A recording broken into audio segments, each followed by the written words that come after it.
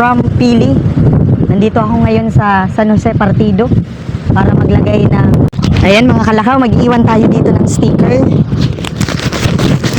Tapos kung sino yung makakuha ng sticker, Welcome sa Lakaw ni Melo Vlog. so magandang hapon mga kalakaw. Nandito tayo ngayon sa Boulevard. Ayan, sobrang ganda sa Tagas San Jose.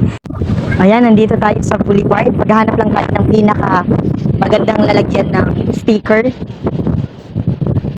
Ayan, dito po yan sa may tulay. Kung sino po yung makakuha ng sticker, bibigyan natin ng laundry basket na nagkakahalaga ng 200 pesos.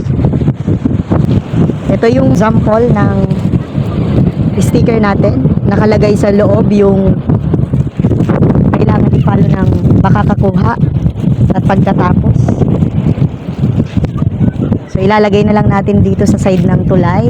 Ayan, kung titingnan nyo guys, napakaganda ng alon ng dagat. May mga bata pa dito. So bali ang nakalagay dito yung pangalan natin sa Facebook account. Kailangan lamang gawin ng makakakuha nito ay i-follow ako sa Facebook at saka mag-comment dun sa iba vlog ko dito.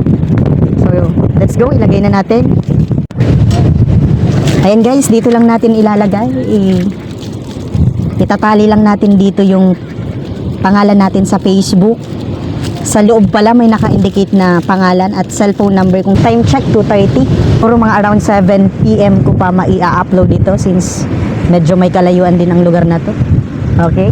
Ang makakakuha nito ay mananalo ng isang laundry basket na nagkakahalaga ng 200 pesos. Ayan guys, simple lang ang gagawin. I-share and i-follow yung Facebook account ko. Then, pag nakuha to, just comment to me or you can just chat so that maklaim ko po yun.